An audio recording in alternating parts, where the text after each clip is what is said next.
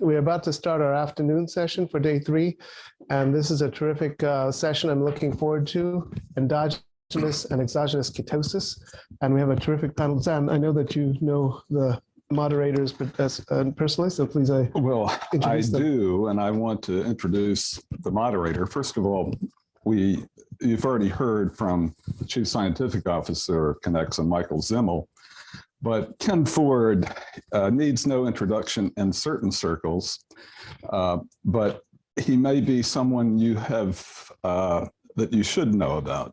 Ken is actually from my hometown. I'm Pensacola, Florida.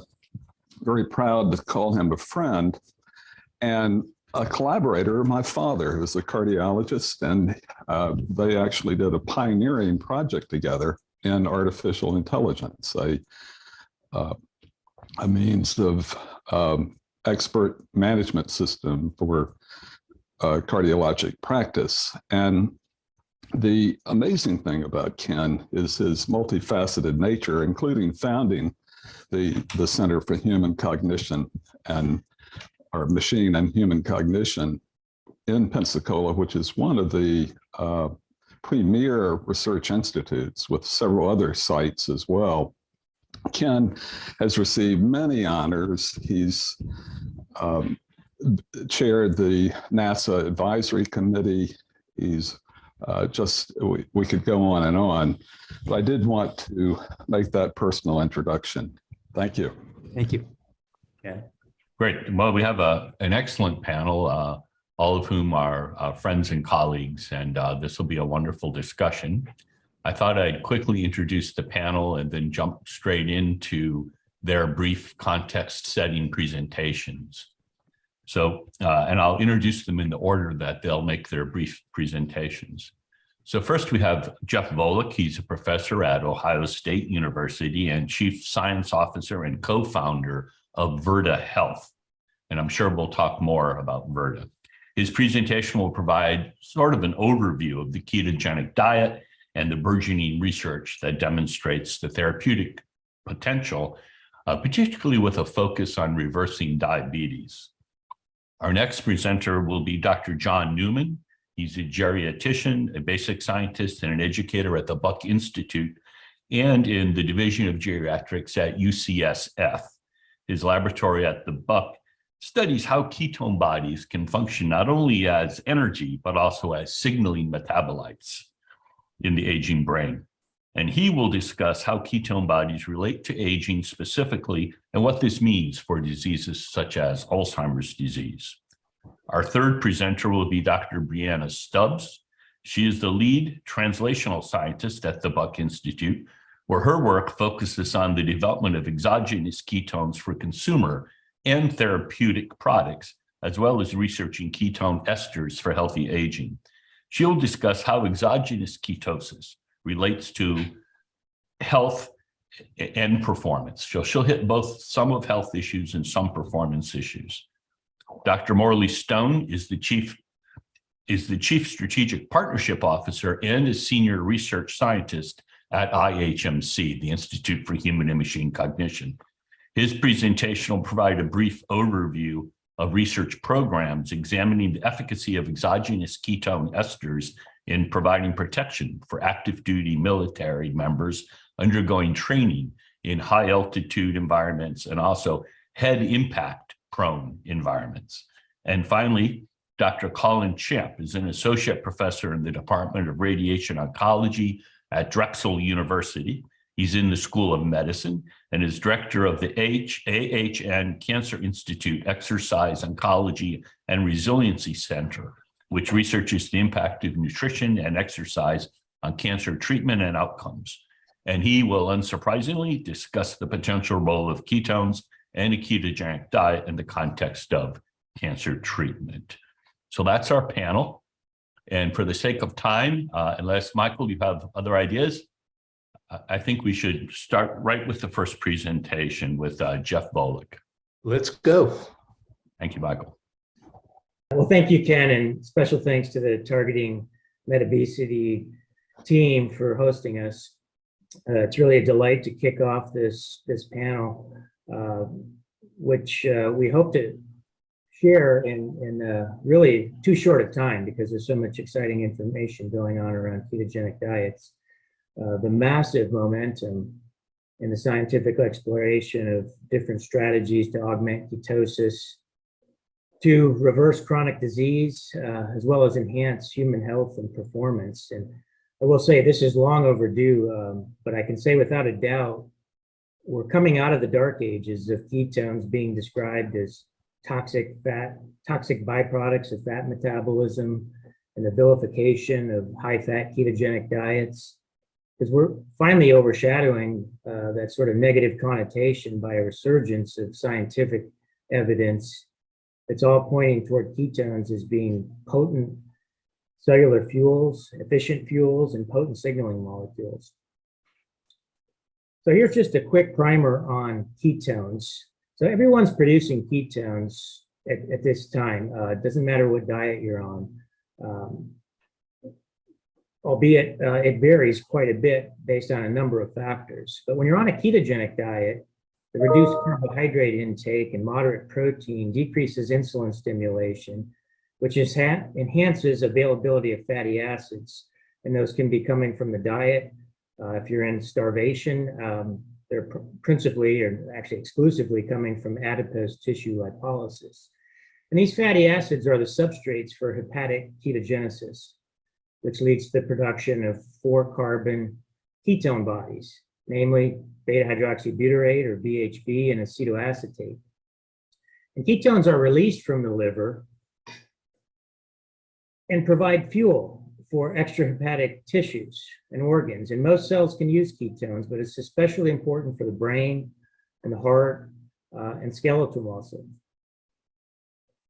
So we understand that BHB is a uniquely efficient molecule now, but what's really exciting is the understanding that ketones are also potent signaling molecules, and you're going to hear a lot more about that from Dr. Newman. In contrast to the more classical endogenous ketosis demonstrated here, induced by restricting carbohydrate, it is possible now to achieve these beneficial levels of ketones by ingesting beta-hydroxybutyrate or even acetoacetate directly in various forms, namely as ketone esters or ketone salts. And you'll hear a lot more about these exogenous forms of ketones from Dr. Stubbs and potentially other speakers as well. So it's really important to distinguish ketone concentrations in the circulations under different conditions. So circulating ketones in people consuming a mixed diet with carbohydrate levels that are moderate to high are generally very low, but they're not zero. So most people are below 0.2 millimolar. When you restrict carbs and eat a moderate protein level, that's together maybe less than 25% of energy, ketone concentrations increase by an order of magnitude into a range we call nutritional ketosis. And that spans from about 0.5 up to 4 or 5 millimolar. And this is in stark contrast to ketoacidosis, which is generally only a concern in people with insulin insufficiency, where levels exceed 10 millimolar. And as we're learning, this keto-adapted phenotype that occurs when you're in nutritional ketosis over a period of days and weeks and months and even years in some cases, is really quite a coordinated and elegant system of adaptations and adjustments at the cellular level that we understand now are associated with robust health and often reversal of chronic disease.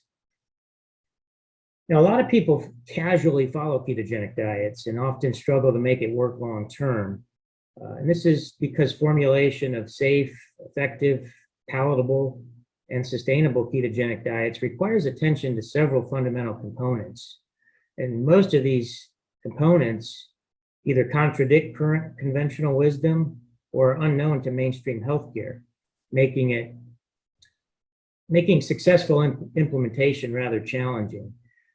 This can't be captured in a simple soundbite, and there's indeed an art and science to successful implementation of the ketogenic diet, both in the lab and research studies, as well as the real world. And I've listed several components of a well-formulated ketogenic diet here.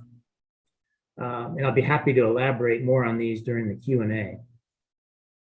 So the most remarkable and consistent therapeutic evidence for a well-formulated ketogenic diet is the rapid and sustained reversal of obesity, diabetes, prediabetes, and type 2 diabetes. And my lab is focused on this particular topic. We've published dozens of studies over the last 2 decades, controlled studies in the laboratory.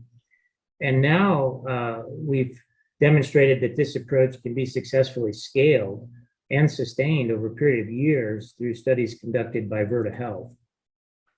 And at Virta, we've essentially pioneered the concept of reversing prediabetes and type 2 diabetes, in contradistinction to simply managing these diseases, which we don't do very well, through medications, eating less, and exercising more.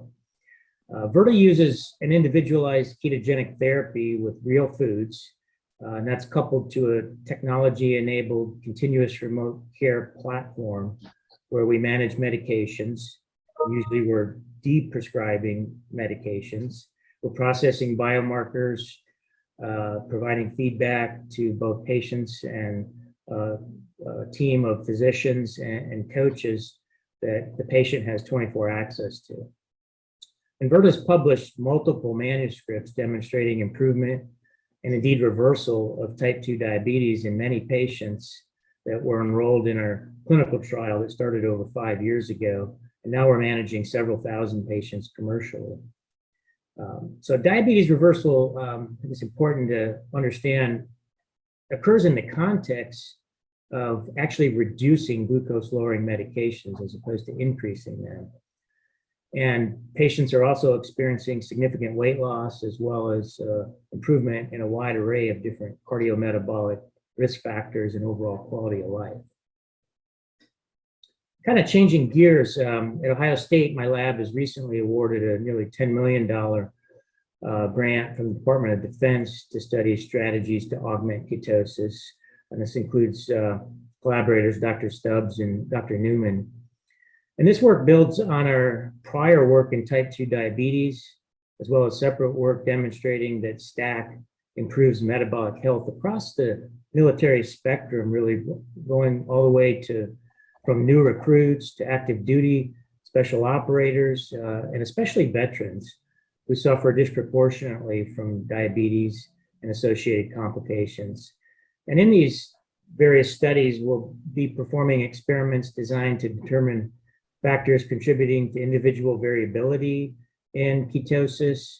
We'll be asking questions around whether ketone esters and or the ketogenic diet improve tolerance to sleep restriction, and whether there are therapeutic effects in individuals with heart failure, specifically preserved ejection fraction, as well as chronic kidney disease, which these latter two are the primary complications of type 2 diabetes. So I'll say stay tuned as we get those studies underway and hopefully have results in the next few years.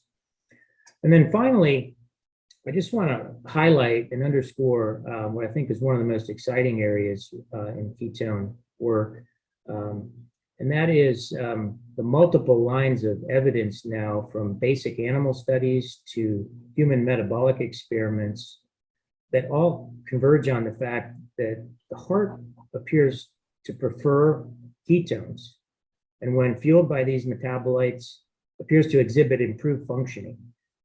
And considering this emerging science demonstrating cardioprotective, cardio-enhancing effects of ketones, combined with the well-documented improvements in diabetes attributed to ketogenic diets, I think we desperately need to be planning adequately powered clinical trials that get at harder endpoints, such as cardiovascular disease, including hospitalizations, cardiovascular events, and ultimately mortality as outcomes. And I think very likely the results will be positive, and this will be a big, I think, push to help get these accepted more in the mainstream.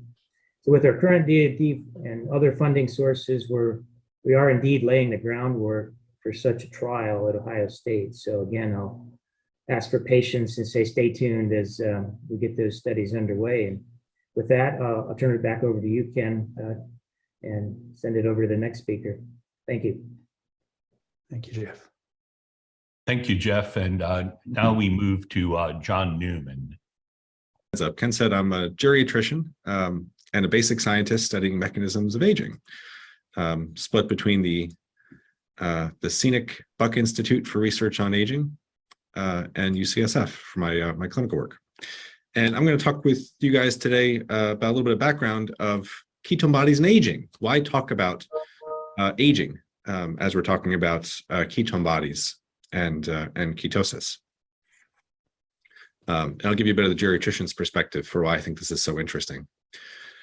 So the link between ketone bodies and aging actually goes all the way back to the very beginning of aging research as an experimental field. Almost 100 years ago now, the first seminal experiment was done at Cornell, where researchers learned that they could take healthy, regular rats living happy lives in the laboratory and make them live longer, quite a bit longer, by reducing how much food they ate.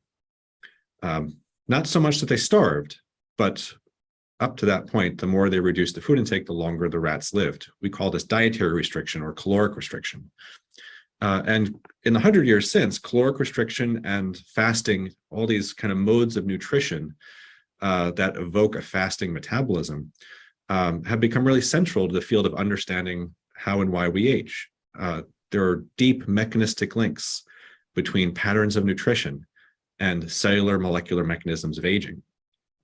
Now, the good news and the really exciting news in the aging field in the last 20 or 30 years is how we've learned that it's not that the rats were eating less that made them live longer, but the effects of nutritional patterns on aging mechanisms are mediated by a whole panoply of specific signaling pathways of nutrient signals that are picked up by cells, by molecules, and that then turn on or modulate cellular pathways that regulate aging. Things that many of you guys are probably familiar with, like mitochondrial function or epigenetics or stem cell function or protein repair. So the link between nutrition and aging is via signals. And it so happens that when you reduce caloric intake in calorie restriction, when you do some kind of fasting, all these nutritional patterns that are associated with mechanisms of aging, you're making ketone bodies. And the question over the last few years has been, is that a coincidence? Are ketone bodies just how we survive these conditions? Or are they one of these signals? Are they one of the mechanisms that link nutritional patterns to aging? And I think we're learning more and more that yeah, they may actually be one of the mechanisms, one of the signals. And I'll tell you why in the next few minutes. But ketone bodies, and this is kind of a story of ketone bodies as having a dual life, as energy metabolites, as Jeff told you about, and I'll say a little bit more, but also as signals that directly interact, almost like drugs, with pathways involved in aging mechanisms, mitochondrial function, epigenetics, and inflammation. But first, talking about the energy metabolism side of things. So one of the common features as we age is that our glucose metabolism changes. We develop insulin resistance. We have a harder time metabolizing glucose for energy. This happens in a bunch of tissues throughout our body. If it happens enough, it crosses the line into diabetes and is a major contributor to diseases of aging like Alzheimer's disease. But it happens as a general feature of aging in all of us. And I'm showing you some pictures just to illustrate this in certain diseases of aging that I'm interested in. We've known for a long time that one of the core features of Alzheimer's disease and other kinds of dementia is glucose hypometabolism in the brain. And you can see this on PET scans from normal brains to mild cognitive impairment to Alzheimer's disease, the impairment in glucose metabolism that is consistent and worsening over time. This is part of the rationale for studying ketone bodies and ketogenic diets in dementia. The same thing is true, actually, in a reversible, acute way in the geriatric syndrome delirium, which is a key research interest of mine. Delirium is an acute confusional state That's very common in older adults when they're in the hospital, when they're sick. Those of you who may have had an older relative in the hospital and they suddenly weren't themselves have seen delirium firsthand. So my lab is trying to understand the pathophysiology of delirium and how it relates to aging mechanisms. One way is through energy. You see the same thing in delirium that you see in Alzheimer's disease, a reduction in glucose metabolism in the brain that is then restored when the delirium resolves. But we think that this is one of the reasons why delirium happens. And then in the failing heart, as Jeff mentioned, we're learning more and more about how the heart prefers ketone bodies as fuel, and actually, when it's under stress, adapts to preferentially use ketone bodies. So for all these reasons, the energy function of ketone bodies is one reason to think about how to apply them to diseases and conditions of aging. But the other exciting big category are ketone bodies as signals. And by that I mean as molecules that interact with other molecules, that bind to things, inhibit things, activate receptors. And we're learning so much about how the most abundant ketone body, beta-hydroxybutyrate, has these different features. So not just in energy production, but that it's metabolized into other molecules that have activity, especially in the brain, like the neurotransmitter GABA. It directly binds to proteins as a post-translational modification, just like acetylation or methylation, and modifies the way proteins work. This is a brand new emerging field. It interacts with enzymes the same way that drugs do, inhibiting histone deacetylases, inhibiting parts of the inflammatory apparatus. In inhibiting these enzymes, it can regulate gene expression, senescence, and inflammation in ways that are directly related to aging. And there are receptors that bind to ketone bodies, that sense ketone bodies, and then turn on or off pathways in the cell related to metabolism and inflammation. So whenever there's ketone bodies around, they're not just fuel that's being burned for energy, but they're also doing all of these drug-like things to affect the way our cells work. And one of the bits I think is interesting is, we know so much about ketone bodies because they're exciting and so many people are researching them. But many of the small molecules in our cells probably work in similar ways, have signaling activities too, besides their core functions in energy metabolism. And this is one of the really exciting cutting edges, I think, of the field of metabolism research in how it relates to disease and aging, is understanding how a whole symphony of metabolites in our cells, maybe led by ketone bodies, have all these different signaling effects. And the last cutting edge thing I want to share with you guys, Jeff talked about how most ketone bodies are made in our livers, and then they circulate throughout our body to whatever cells need energy. But we're learning more and more that that's not the only place that ketone bodies are made. There's a couple of interesting examples now of how ketone bodies work in local signaling circuits. So even being made outside the liver in order to affect cell function where they're being made. A couple of examples of this are how ketone bodies that are made in the liver regulate immune cell activity in the liver. Another example is ketone bodies are made in intestinal stem cells to keep those stem cells working like stem cells. And it turns out that making ketone bodies in intestinal stem cells is really important for that. They're probably made in other bits and pieces around our bodies too. And this starts to get at kind of the big picture biology that I'm so fascinated by. What are ketone bodies doing all the time in our bodies? Whether or not we're on a ketogenic diet, whether or not we're taking exogenous ketones, what are ketone bodies doing in every tissue in our body to change the ways that we age? So I think it's a really, really exciting field. And I'm excited to work with Dr. Volek and Dr. Stubbs to answer some of these questions, not just in the laboratory, but also in clinical studies too.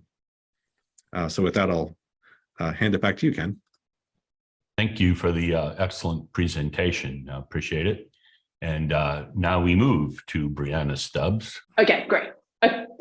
So as Dr. Volek and Dr. Newman both said, it's a pleasure to be here, and I'm really looking forward to the discussion after this. And so the purpose of my frame-up talk here is just to orient you and give you some of the key information that will kind of inform the discussion later on about how exogenous ketones can be used to potentially deliver benefits to health and performance, but also used as a research tool to help us understand the specific role of ketone bodies in some of the benefits that we see with people on a ketogenic diet. And as hopefully you'll see by the end of the talk, the state of endogenous and exogenous ketosis is very different and likely have different uses. So I started working in this field just over 10 years ago now, and I started working in this because I was an elite athlete on the British rowing team, and I was interested in understanding how I could use ketone drinks to improve performance. And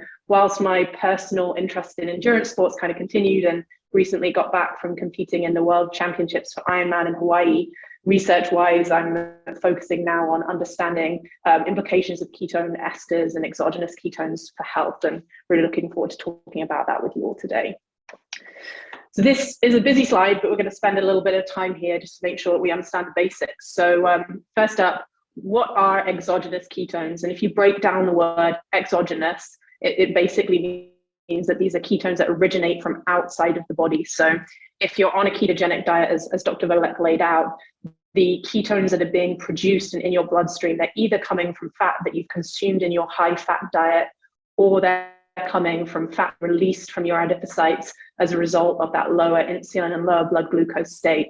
And those ketones are all being produced in the liver and then being released into the blood. Now, by contrast with exogenous ketones, the source of the ketones is coming from outside of the body. So they're not coming from body fat, they're not coming from the food that you've been consuming. Like an exogenous ketone product typically comes in a small beverage form or a powder form, and a typical serving size is 12 to 25 grams. And this is a really important point to emphasize, because you can't get an effective amount of ketones in a pill, because we're seeing large production of ketones by the liver during fasting. So if someone fasted for, say, 50 days, as they did, and as it was ethical to do back in the 60s, it was calculated their liver could produce around 150 grams of ketones. And so in order to kind of effectively raise ketone levels, we're having to give these macronutrient-sized servings to actually elevate blood ketone levels. As Dr. Volek mentioned as well, there's two main categories of exogenous ketones that are available at the moment, although I would say that there are more that are being developed all the time, and it's quite a rapidly evolving commercial landscape. The first to really become commercially available were ketone salts. If you're seasoning your dinner in the evening, you're using sodium chloride, that's table salt, and a ketone salt is sodium ketone. So it's sodium typically, but you can also have other minerals as well. And those are bound by an ionic bond to the ketone body, typically beta hydroxybutyrate. So when you consume those, the compound dissociates and you get a direct release of ketone bodies into the blood from consuming that ketone salt. The next category that's being more widely commercialized and widely available now is the ketone ester category. It may be a little small to see, but what makes an ester is a bond, oxygen bond, specifically an ester bond. And this is three examples here: BHB monoester, a diester of 2 parts acetoacetate, and a C6 or a hexanoic acid, a medium chain fat diester as well. So really with ketone esters, there's almost an infinite number of ways that you can glue things that are precursors to ketones and ketones themselves together using these ester bonds to create molecules that have different functional properties and different physical properties as well. The benefit of consuming compounds as an ester, it means that there's no mineral load and also no free acid load as well. Ester bonds are a part of what we consume in our diet all the time, and they're readily hydrolyzed or broken down in the gut. And that results in the release of the ketones or the ketone precursors, which are either then directly released into the blood for BHB and acetoacetate, or they undergo some further processing in the liver to form ketone bodies. So it results in of ketone delivery into the blood. So in terms of thinking about how these compounds are different or the same, ketone salts have the benefit of being relatively cheap to manufacture, and they're very easy to formulate into good tasting products. However, they have not been found to have very good potency at raising blood ketone levels to date. And also, if you're going to try and further boost the ketone levels that you get, you have to consume a really large amount, which can often result in GI issues. And especially for athletic performance, it's not something you want to do, upset the gut quite a lot, taking these high doses of ketone salts. And then thinking from the health perspective, a high mineral load in the diet, especially with people who have, say, heart failure, could be a cause for concern if it was administered over a long period of time. Ketone esters have different set attributes. They've traditionally been very expensive to make, although that is being worked on at the moment. We're seeing different products becoming available at a cheaper price point. Probably the biggest obstacle to implementing ketone esters is the strong, bitter taste. And even if you just drink a 75 ml shot, which is a typical kind of volume for a ketone ester product, it's a strong, lingering, bitter taste, and a lot of people can't deal with it. So we really have to figure out when we're running these studies how we set people's expectations. And I'll often tell people it's going to be top 3 worst things that they've ever tasted, and then maybe it's a bit less bad than that, but and they're pleasantly surprised. But it's definitely a challenge to long-term adherence in certain study populations. But the big upside of using ketone esters, and the thing that you should really think about and look at when you look at studies that use exogenous ketones, is that the ketone levels with ketone esters tend to be a great deal higher than with ketone salts and other forms of exogenous ketones. And we don't know for sure yet, but we think that the level of ketones that you get in the blood is an important determinant of the efficacy against given endpoints. And we can discuss a bit more about target therapeutic levels, let's just say, in the panel. But ketone esters allow you to flexibly titrate up and down the level of ketones in the blood much more effectively than other types of exogenous ketones. So as I said in my introduction, it's really, really important to understand that exogenous ketones aren't a ketogenic diet in a bottle. They have some common effects, with the most important being that they both increase the levels of ketones, but generally the state of substrate metabolism varies quite a bit between the two. And so we can't always assume that results that we see with a ketogenic diet would be replicated with exogenous ketones. So in terms of ketone concentration with a ketogenic diet, it's very variable according to your adherence and you as an individual. With exogenous ketones, you can definitely get ketone levels higher. You can get them higher in all individuals, depending on the dose that you administer and the compound that you use. With a ketogenic diet, it can take many days for the body to adapt and start to produce ketones at a high level. But a really key attribute of exogenous ketones, especially in an acute medical or an acute performance setting, is that you can achieve ketosis within minutes of ingesting these compounds. So typically in the lab, I'll give someone one of these drinks, measure their blood 15 or 30 minutes later, and it will be as if they've been on a ketogenic diet for weeks or fasting for days. The downside is, though, that only lasts for a few hours, and no one's yet developed an exogenous ketone that you can take once and will cover you for the whole day in ketosis. So it necessitates frequent dosing of these poor tasting compounds. So that's a challenge, just thinking about therapeutic implementation of these. As Dr. Volek said, there's definitely many adaptations that occur to ketogenic diets, and we don't know if this occurs with exogenous ketones, whether we would also see that if people take them over time. And then the 2 most important bits to emphasize the availability of other substrates. So with the ketogenic diet or intermittent fasting, endogenous ketone production, by necessity, glucose availability is low. And especially for performance settings and athletes competing at a very high intensity, that might not be desirable. So with exogenous ketones, we can implement ketones and provide ketones as an energy, as a signal, even alongside gold standard carbohydrate availability up to 60 to 90 grams an hour. And then from a health perspective, again, it's as Dr. Volek said, the well-formulated ketogenic diet can be a challenge in certain populations and without proper supervision. And so exogenous ketones provide us a tool to either work alongside a lower carbohydrate diet or as an alternative to a low carbohydrate diet in conditions where the presence of ketones themselves is most important. And then an important point to address is that with endogenous ketosis, you are in that state of fat burning. And if you're looking for weight loss as an endpoint, the ketogenic diet with a proper balance of calories obviously is the way to go, because when you're consuming exogenous ketones, the ketones are coming from the drink. rather than from your own body fat stores. And so many predatory companies will market exogenous ketones as a weight loss supplement. And in fact, consuming ketones can, in the short term, inhibit lipolysis and fat release by a natural negative feedback mechanism. So just be on the watch for predatory companies like that. Now, I know I'm out of time, and I hope we'll cover some of these more in the discussion, but exogenous ketones are being used across many different research areas, some of which other speakers have touched on. I just want to highlight some of the things that Dr. Newman and I and Dr. Volek and I are focusing on. So really interested in using ketones in older adults where hypometabolism of other substrates and changes in signaling pathways could be particularly pertinent. And ultimately, the most important questions in order to be able to implement ketones, exogenous ketones more effectively is understanding if all of those compounds that I showed you on the first slide, if they're all created equal, or if there are differences and different times and places when we might want to use one rather than the other.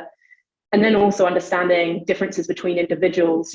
Is a 20-year-old athlete going to have the same response as a 60-year-old pre-diabetic? And we suspect not, but it's really important to answer those questions in order to kind of effectively use exogenous ketones as a tool to benefit health, performance, and, as I said, as a research tool to understand ketone-specific effects of the ketogenic diet.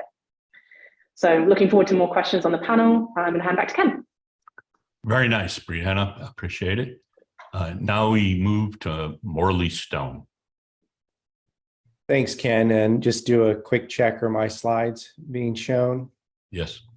Okay, great. So that was an excellent stage setting, Dr. Stubbs. And what I will do is try and pull on some of the themes as I go through this presentation about a unique study and a new and exciting research direction that we've embarked on here at the Institute for Human and Machine Cognition.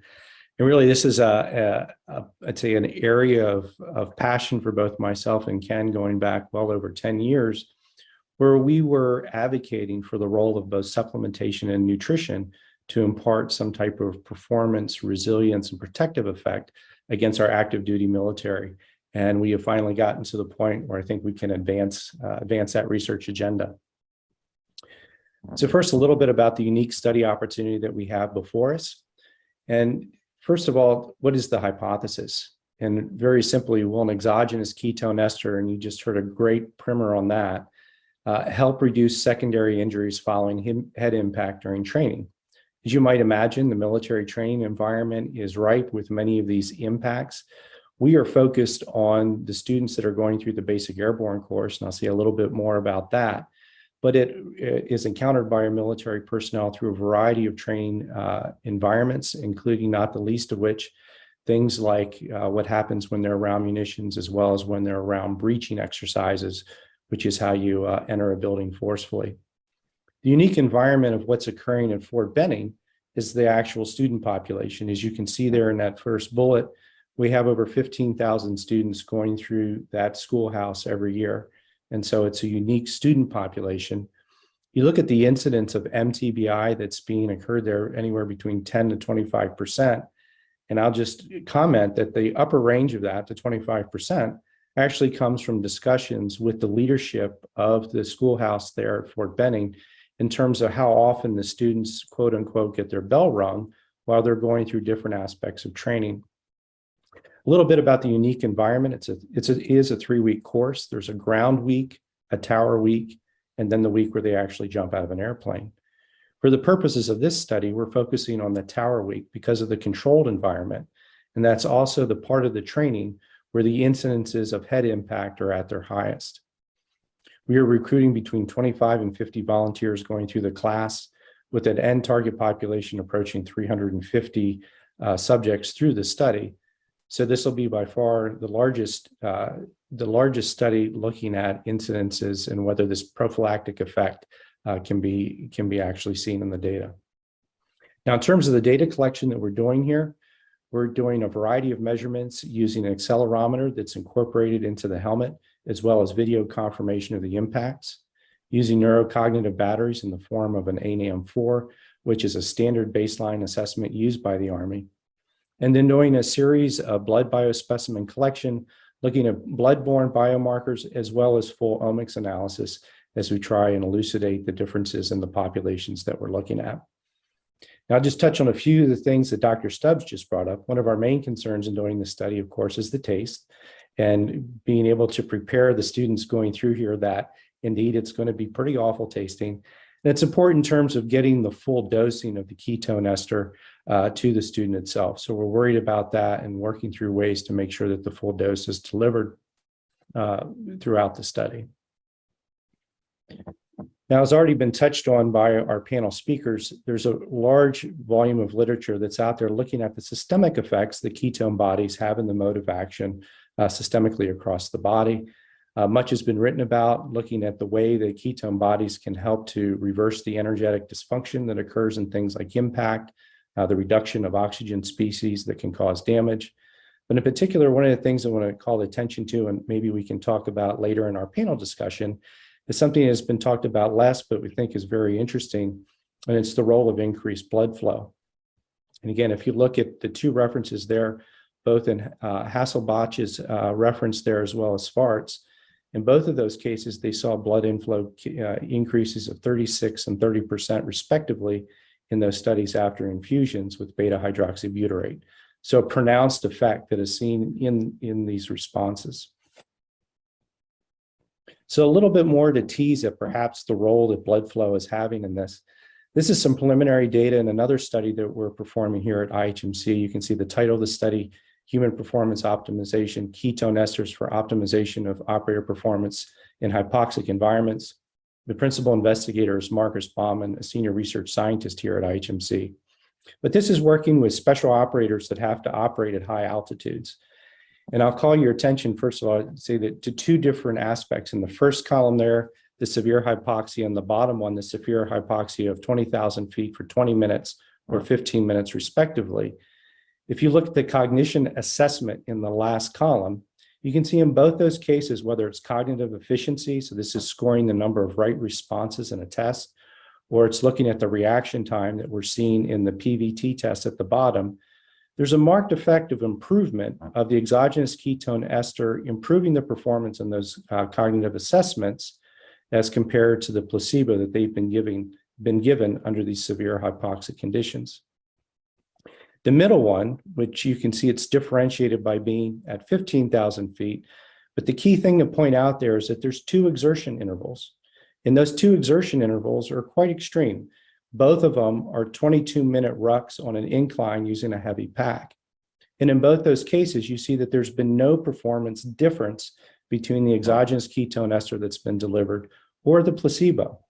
And again, our speculation at this point with these preliminary results is the fact that the actual exercise, the exertion that they're seeing in the chamber is actually, if you will, artificially producing the increased blood flow, overriding or masking any blood flow effect seen from delivering the exogenous ketone ester. But more to follow on that story as well.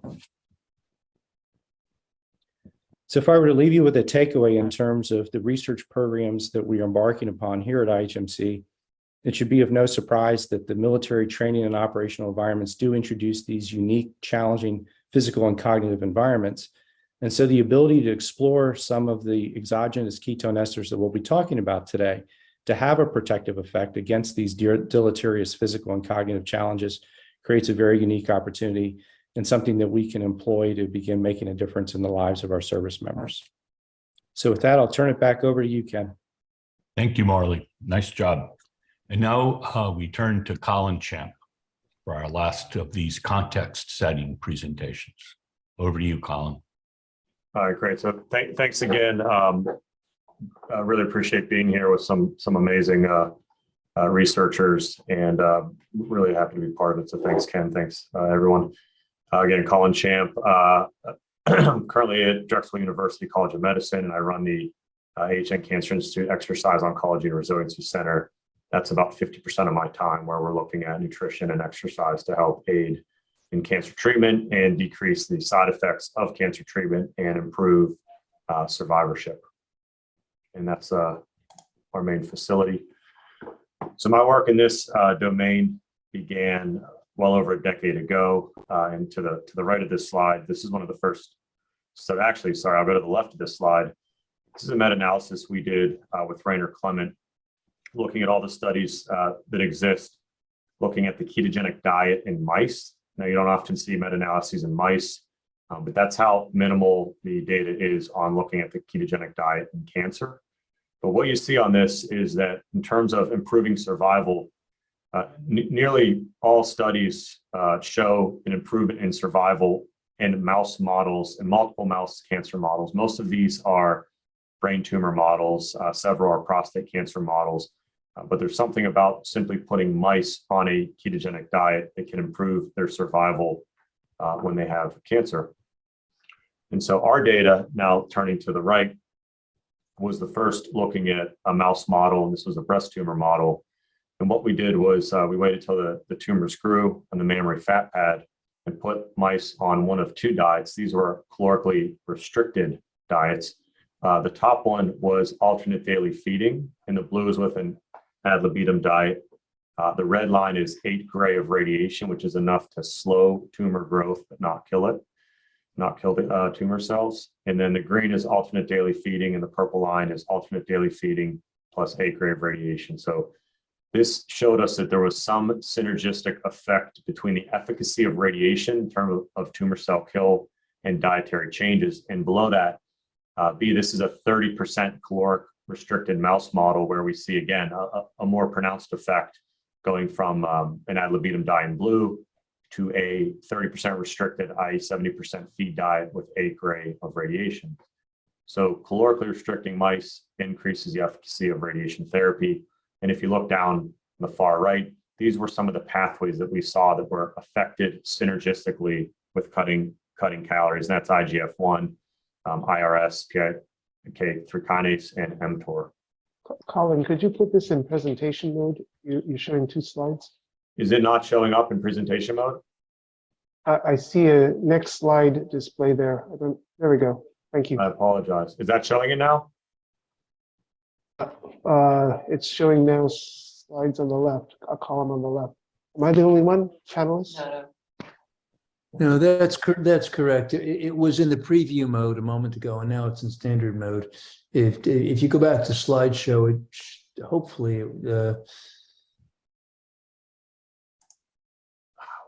Yeah, it keeps showing up in preview. huh. Yeah. Won't even give me the option. Let me, I apologize. Is that better? Yes. Yes. I apologize. I have That's 2 better. monitors. So that must have been the glitch. So I apologize. So then the question we started to ask is looking at the mouse data on the ketogenic diet, looking at our data on a calorie restricted diet. Now, obviously, the elephant in the room is these are all preclinical mouse studies. But then the other elephant in the room is, and if you look down at the bottom here, this is the average diet that we were restricting these mice. 70% of it is carbohydrates. So the real question is this calorie restriction, or is it carbohydrate restriction, or third order, is it a ketogenic diet? And so on the top left here, these are the general mechanisms where you really see cancer treatment synergizing with diet and exercise. And so the uniting factor here is our energetic cash register AMP kinase. And simply doing one of a slew of things here can upregulate AMP kinase and block mTOR, which will therefore have downstream effects on AKT, cell growth, damage repair, and survival. And then, of course, on the top left here, you have insulin, glucose, IGF. So from a lifestyle point of view, there's significant overplay here, and a lot of it centers on restricting calories or restricting carbohydrates and ketosis. And then from a strictly cancer therapeutic point of view, if we shift our view down here to the bottom right in terms of enhancing radiation, when you look throughout all of the literature over the past 100 years, because there actually is 100 years of data showing this, whereas the ketogenic diet, calorie restriction, and even protein restriction may enhance radiation therapy or cancer therapy in general, or at least slowing tumor growth, carbohydrate restriction seems to unite the largest number of mechanisms, and that's obviously with the ketogenic diet, also with calorie restriction in terms of increasing free fatty acids, blocking insulin, and all the downstream pathways that occur from that. And there is some data to show protein restriction may also show benefits as well. But that data is a lot less robust. And as we go down the chain in terms of these pathways, all of the other presenters have done a really good job of discussing these. But again, it's more than just calories, it's more than just carbohydrates. There's multiple signaling pathways that are upregulated or downregulated through these different mechanisms. That also can happen through ketones alone. But the global changes, the largest bang for your buck in terms of synergizing with cancer treatment, are the global changes that occur from a ketogenic diet as opposed to simply giving exogenous ketones, though I will say that data overall is limited. So the way that we're viewing this in the cancer clinic, we've looked at a ketogenic diet alone for cancer treatment with chemotherapy and radiation therapy. These are mostly retrospective studies, and I will say that there is not data showing that a ketogenic diet in itself can treat or cure or starve cancer, though if you look on the internet, you would read a drastically different message. The way we're looking at a ketogenic diet, again, is to synergize with current treatments. And so the study we just published on the left here is looking at recurrent or newly diagnosed high-grade brain tumors with radiation therapy and chemotherapy, and we're including an additional metabolic intervention. It's metformin. So we're blocking insulin, or we're sensitizing and lowering insulin, we're lowering blood glucose, we're putting them on a ketogenic diet to further create these metabolic changes, and then giving them radiation and chemotherapy. And so we're now off to phase 2 on that study. And on the bottom left here, it basically just shows you that the lower carbohydrates you eat, the lower your hemoglobin A1C, the lower your blood insulin concentration. And from a cancer point of view, that's our goal here. And what we're trying to do is widen therapeutic window. So if you look at this, if you look at the total tumor dose of 60 gray, which would be a typical brain tumor dose, and you follow that line up, when you hit the red, that's about an 18% chance of causing damage to the normal tissue. When you follow that line up to the tumor line, you have about a 90% chance of curing that tumor at 60 gray. So what we want to do is move that blue line to the left. So at a lower dose, you're going to have tumor control, and at a lower dose, you're going to have less chance of side effects. And there is data as well, preclinical data, that shows that a ketogenic diet may also not only help improve treatment efficacy, but lower side effects. And then lastly, and I'll wrap up, the lowest hanging fruit from a ketogenic diet that I think we're doing a very poor job of looking at is simply improving body composition. And there is study after study being published. This one is in breast cancer, showing that on the top left here, women that are sarcopenic, i.e. have low muscle mass, have a significant shorter survival after treatment for breast cancer than those with higher amounts of muscle. And if you look down on the bottom left here, when we look at adipose tissue, that gets directly flipped. So women with higher amounts of body fat live significantly less after treatment for breast cancer. And an interesting fact is they have less local control. So there's something tumor specific about having poor body composition that decreases efficacy of treatment.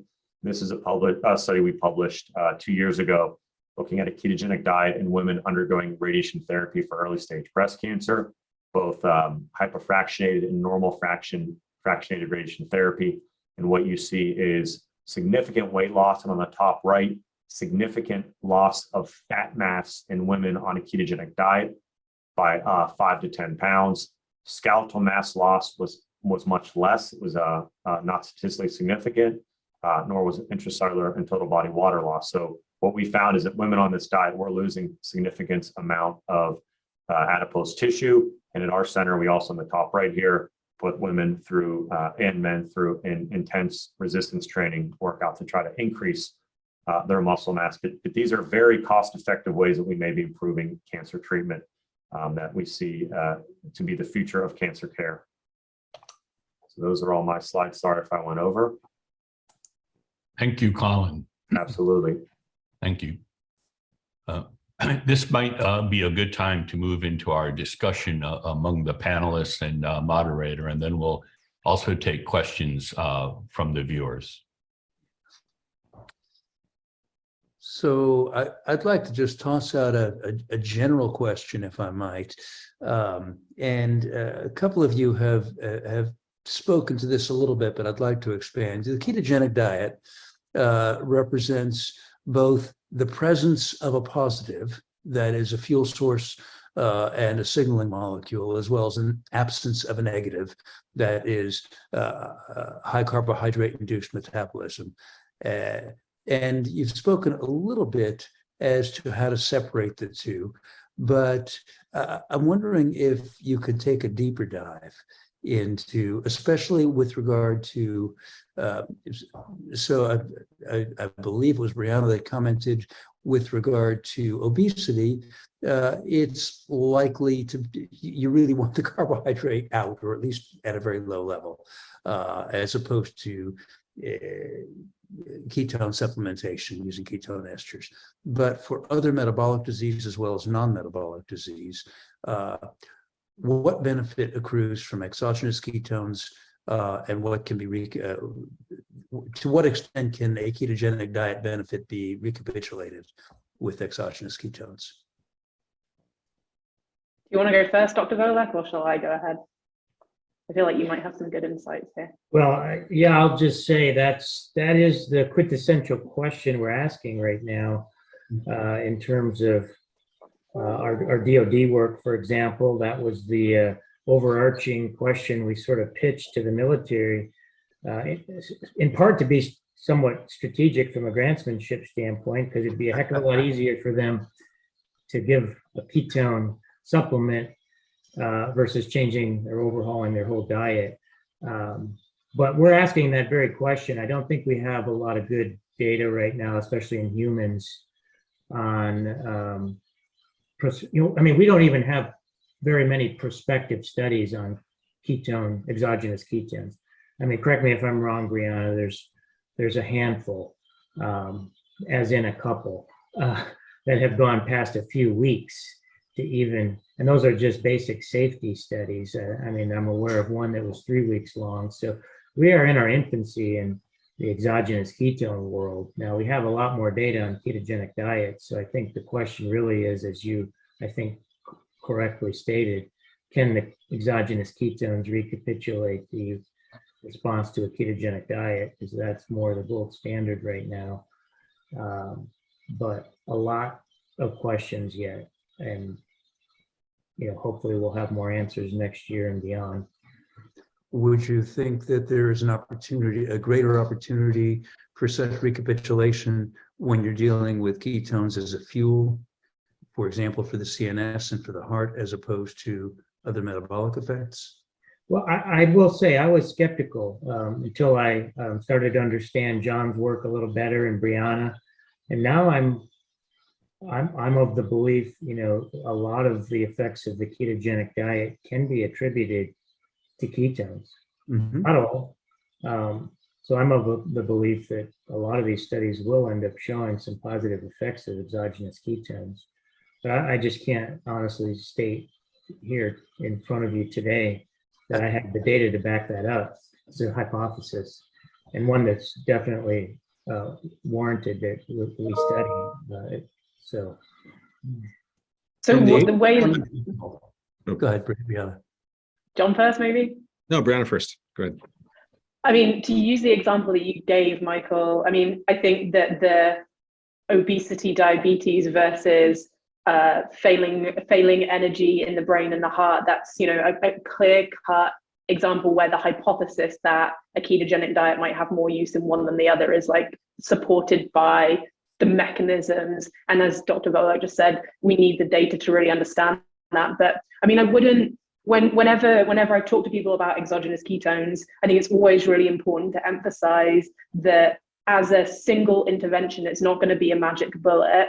It's not going to band-aid if you continue to go and eat like pizzas and drink soda every night. You know, it's not permission to go and behave badly or permission to not make other dietary or lifestyle changes. You know, but I think that the sweet spot is potentially going to be in people who struggle to, you know, either want like a cheat day, I don't like to use that terminology, but it's like common in the popular press, either don't want to be quite so strict or can't for some reason or other, some other dietary requirements that they have, or the other lifestyle requirements, like say they want to compete in, at a high level of sport. So I think that exogenous ketones give us another tool that allow people to access ketosis as a state without having to be really, really meticulous about a well-formulated ketogenic diet. And it's possible to benefit in the studies that we're looking at running now in collaboration with Dr. Volek that look at, ketone esters by themselves, ketogenic diet by itself, and then combinations of the two.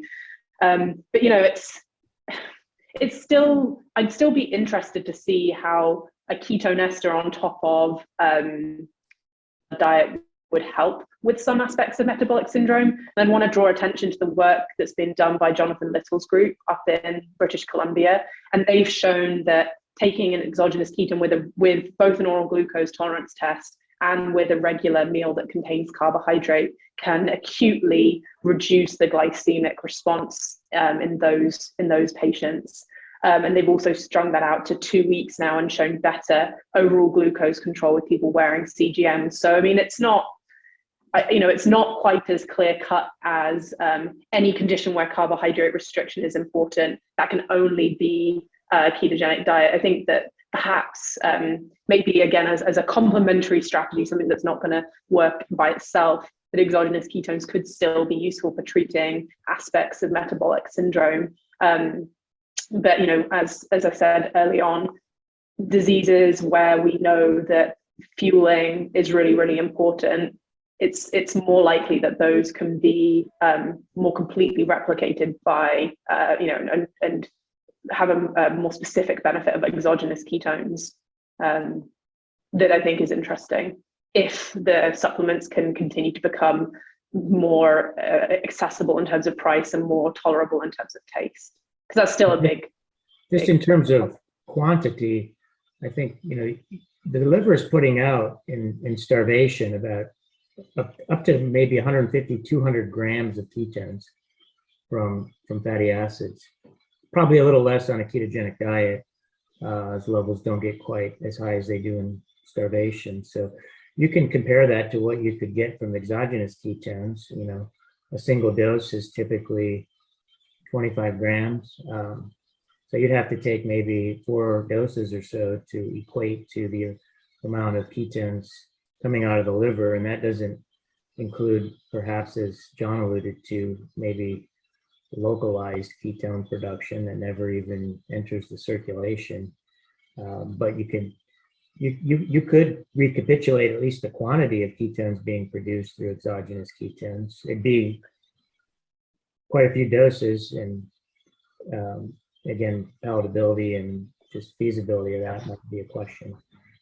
It's an important point as well to note that every single one of those 25-gram doses that you give is going to contain calories. So if you don't take out calories, if you make no changes to your diet, then you're going to be in calorie excess. So, it's an important consideration when you're either designing these studies or implementing exogenous ketones, as especially, in areas where you're concerned about body weight.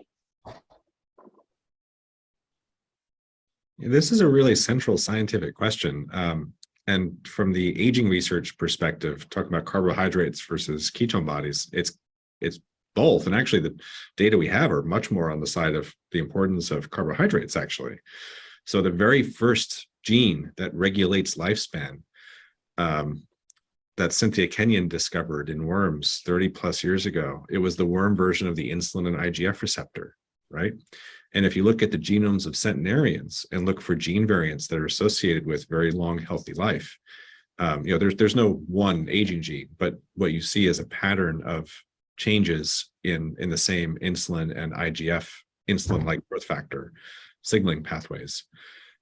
So there's really strong, and of course, it's not coincidence that some of the drugs that are being studied in a geroscience way to starting clinical trials in humans to target diseases of aging broadly, they're drugs that are involved in sensitizing for insulin resistance. like metformin and SGLT2 inhibitors. So there's really strong data about the central role of carbohydrate metabolism and insulin signaling in aging. And in a way, ketones are actually a newcomer now, as another different element of the ketogenic diet. And remember, what we know about ketogenic diets in aging in the mice experiments that I did and colleagues at UC Davis were about ketogenic diets. Well-formulated, the mouse version of a well-formulated ketogenic diet helps mice live longer and healthier. We actually don't know yet if exogenous ketones will have similar effects. That's the cutting edge of the science in the laboratory with mice. So this is such a core scientific question. Dr. Champ also, I think, illustrated it beautifully in laying out the mechanisms by which ketogenic diets may be useful as adjuvants in chemotherapy, many of which are really centrally involve carbohydrate metabolism and insulin signaling. Yes, if I could piggyback on that, your last comment, so central that a lot of the studies in cancer populations are looking at blocking those pathways, right? Blocking insulin, blocking glucose uptake, 2-deoxyglucose, DCA, et cetera. And that is one area where exogenous ketones may play a vital role, right? If we're blocking those pathways and then giving exogenous ketones to individuals, that may provide an energy source, kind of like a backdoor energy source to offset some of the potential side effects of those agents that block those pathways.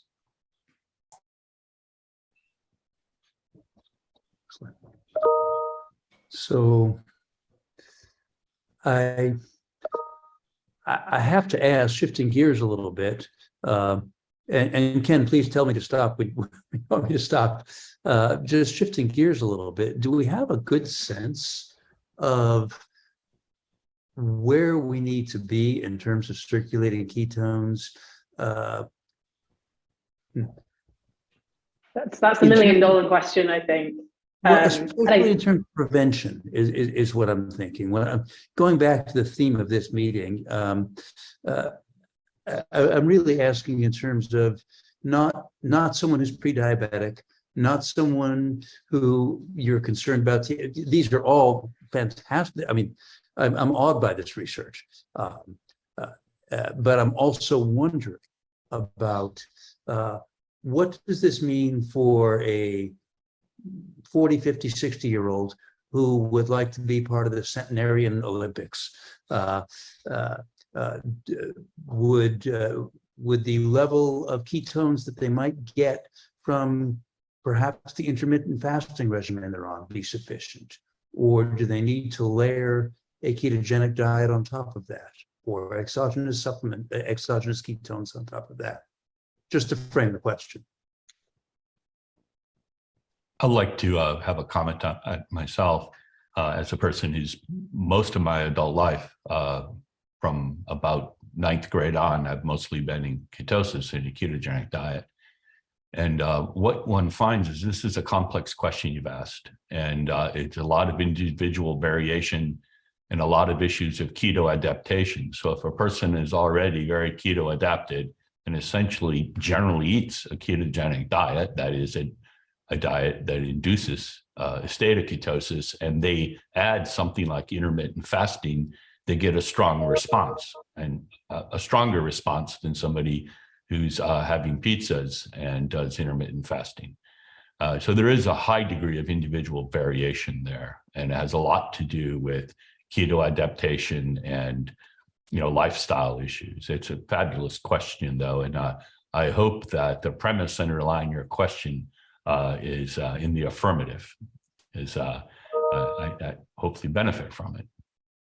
Yeah, I would just piggyback on that and say, I view it through the lens of insulin resistance, which insulin resistance is incredibly complicated in terms of molecular mechanisms, but functionally it's carbohydrate intolerance. So what that means is that if you have insulin resistance,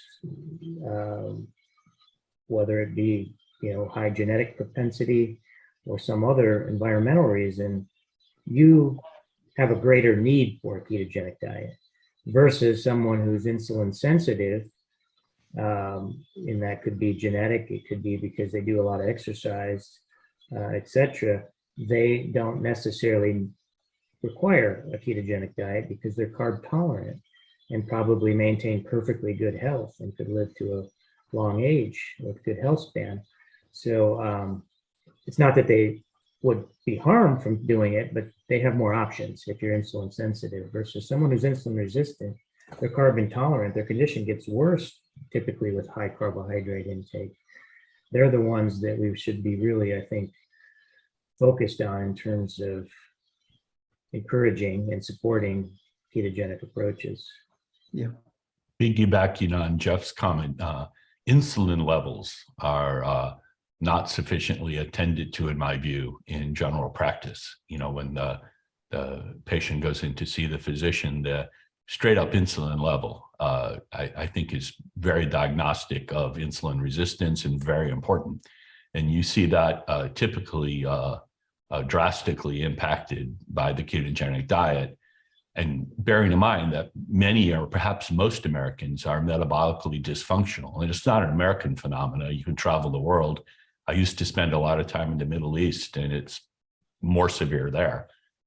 So it's not like insulin resistance is a rare problem. I think it's most of the people you see walking around fit that category.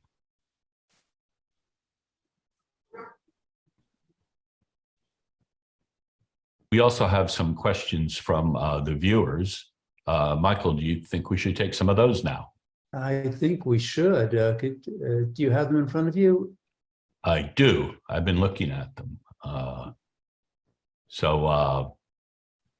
Here's a question. And Anne asks, is there any negative effect on bone health, especially in postmenopausal women with osteoporosis and hypophagia? I don't even know how to pronounce that word. I'm sorry, Anne. Hypophosphatasia? I don't know. It's a mouthful. But I think everyone understands the focus of the question. Are there negative effects on bone health, especially in postmenopausal women?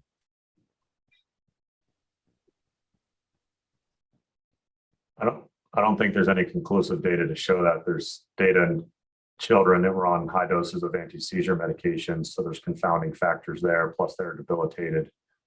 And then I know of one other study in active athletes where they showed some byproducts of bone reabsorption, but no difference in bone density. Certainly no data that I know about in postmenopausal women. So if anyone, please correct me if I'm wrong. Colin, In our Alberta trials, we've taken patients out to 5 years and have no evidence of enhanced bone loss. We have done DEXA studies with no evidence of bone mineral content or density declining at an alarming rate. So, having said that, it hasn't been well studied, and we need better long-term data to understand these phenomenon. But I don't think it's a huge concern right now, considering the massive amount of benefit that individuals are experiencing. And if you look at cultures that historically have been have consumed diets that were limited in carbohydrate, that it's not osteoporosis is not a common occurrence. Bruce asks, what are ketones doing in our bodies all the time? John Newman referred to that, I believe, or maybe it was Jeff Volek, but somebody mentioned that. And Bruce is asking, so if they're there all the time, what are they doing? I think it was you, Jeff, that mentioned that. Well, I mean, it's such a highly conserved metabolic pathway in humans because it was so critical to survival and evolution, development of big brains. So it's intact in nearly everyone outside of some really rare mutations.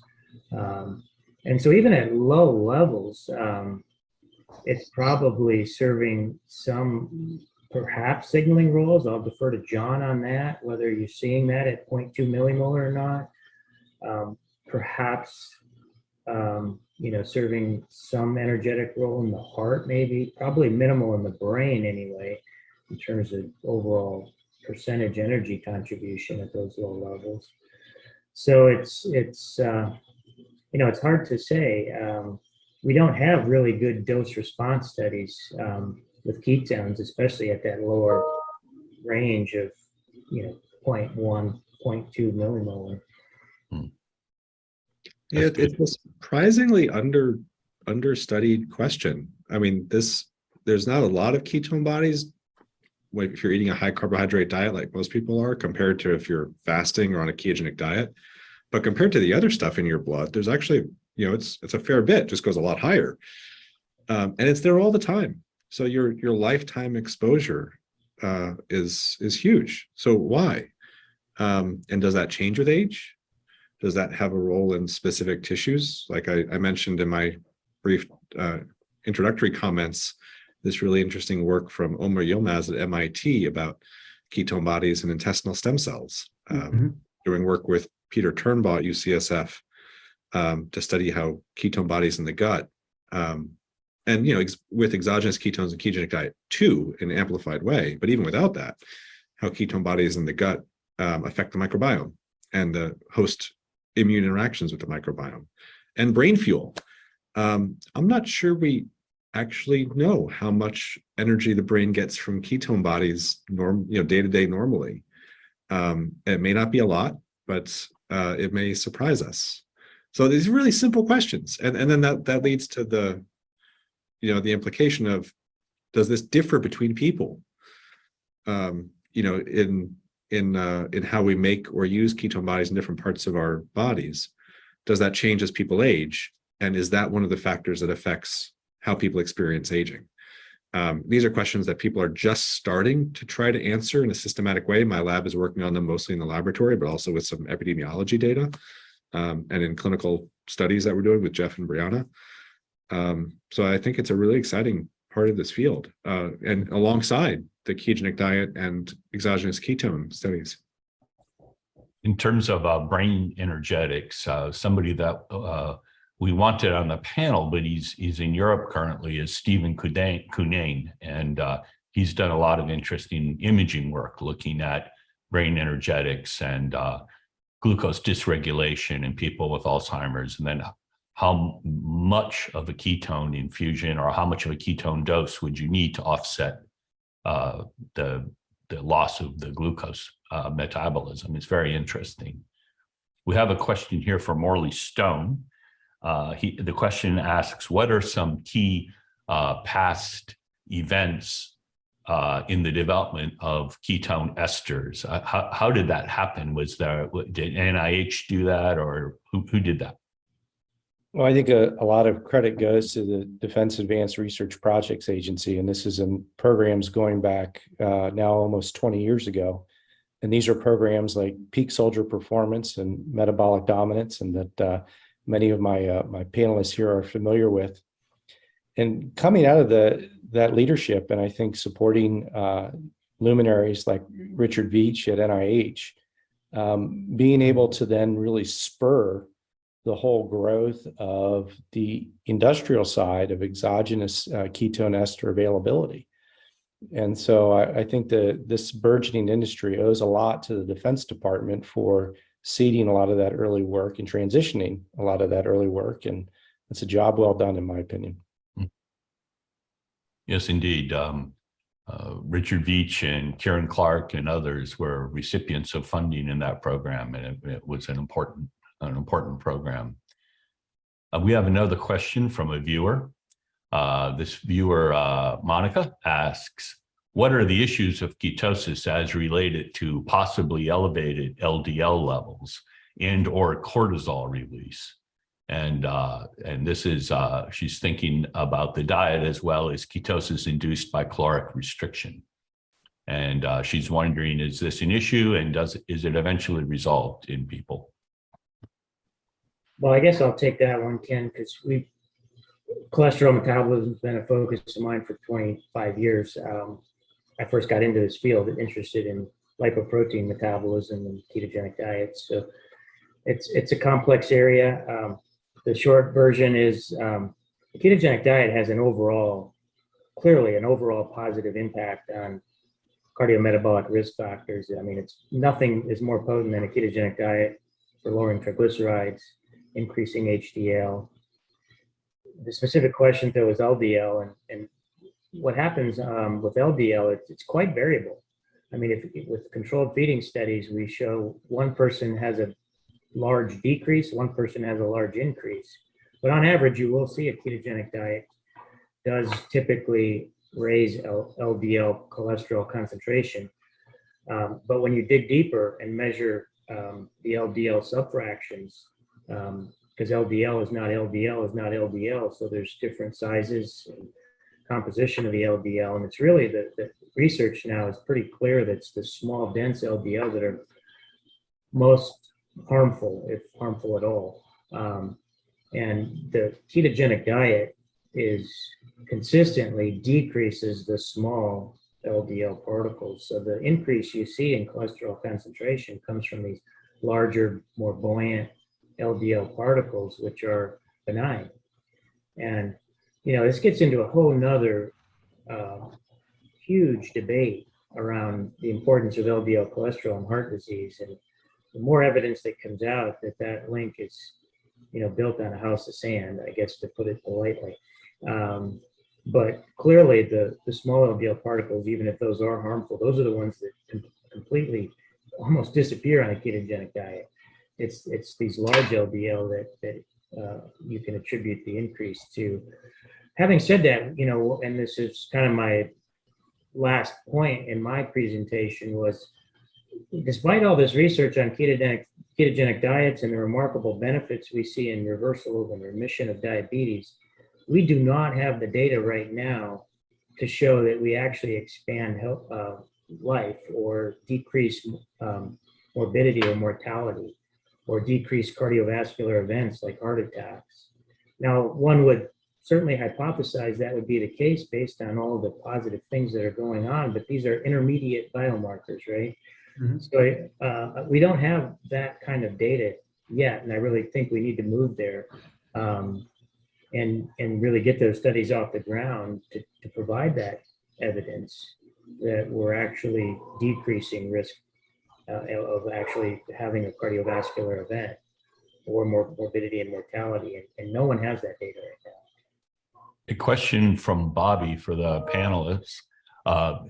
He asks, do you all practice a ketogenic diet?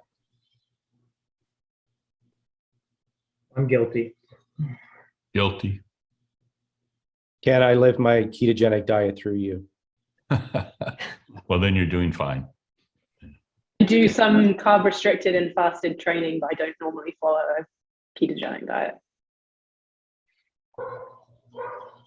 I confess I like cake too much. I can second that. He definitely likes cake too much. Mm. Quality of, yeah. That's the ketone esters. Yeah. One of the interesting things when you talk to people about ketogenic diets, they it ought to be the easiest diet to discuss, right? You're eating a ketogenic diet if it induces a state of ketosis. Easy. But they make it into this horrible, complicated thing, and mostly fat. And this all comes from the early epilepsy work. And those forms of the diet are probably not long-term sustainable, when you're eating 90% fat, unless you're trying to avoid seizures or something. You'll also avoid muscle mass and much else. And it's really not necessary. But now that we have millions of people doing the diet and testing, what used to be believed has been revised to a large extent. And much higher protein consumption, you can still stay in ketosis. Some of the questions we don't have time for are sort of along those lines, like, gee, you eat only fat, that kind of thing. And not so much. We have another question here.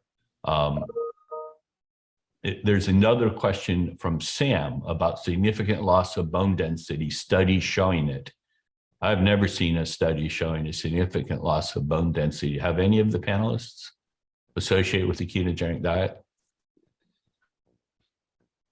Just a shout out for Sam. I think he's the chief scientific officer of a biotech company called Saracen that is developing an exogenous ketogenic agent, and it's in the clinic.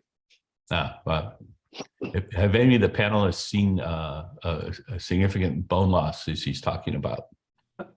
I was under the impression some of the pediatric data had suggested that, but again, that's confounded by many other issues, including immobility and high doses of seizure meds that may also cause bone loss. And a 90% fat diet, which nobody does these days. And if it's not adequate in minerals, I mean, there's a natriuresis associated with ketosis that increases your requirement for sodium. And if you don't get that right, it just leads to a cascading effect in poor mineral nutriture that can be associated with a lot of these side effects, that kidney stones to, the keto flu and all sorts of things. It can be avoided if you get the mineral content correct. Sam also followed up with a natural next question would be, are there studies looking at bone density and chronic users of ketone esters? Well, there aren't many studies about chronic long-term use of ketone esters. No, and the only thing I could find when you started discussing it earlier, I was just looking back through some papers because I thought I'd seen something, and there's one paper that's looked at ketone infusions and seen a few changes in like some markers of bone resorption, but it's an isolated study using a ketone infusion. So I mean, I think as all the panelists have said, it's something that should be being monitored as part of ongoing studies, but not something we know anything much about right now. Another question from an anonymous attendee is, are there other potential clinical outcomes for exogenous ketones that we haven't discussed yet? An emerging potential clinical outcome that we haven't hit on yet. Sparing muscle mass loss in cancer patients undergoing chemotherapy and radiation. And that's a good one. muscle loss during immobility as well. I know that that's being researched over in Europe. Mm-hmm. Yes, it's anti-catabolic, and so there's interest in long-term space flight also in that regard. There's quite a list. And I think Brianna may have mentioned frailty, which integrates the muscle catabolism with chronic inflammation. I know there's interest in migraines, in other neurological conditions. We talked about the heart, we talked about the various brains. There are quite a few. Many of these are feeding clinical trials. So it's very, very interesting. One really interesting one that we haven't covered at all today that's a little, very different is using ketones as an aid for people recovering alcoholics, because their brain becomes dependent on acetone and ethanol metabolites. And so I know there's a research group, I spoke to them, and they're interested in using ketone esters in recovering alcoholics as well. It's really different and interesting. Certainly. And Michael, this has been a terrific discussion. I congratulate the panelists and your leadership, Ken, in bringing it together. It really was a much needed topic for the Metabesity conference, and we've got world-class contributors here. But it has been great to have all of you. We hope to keep in touch and be back in the conference next time.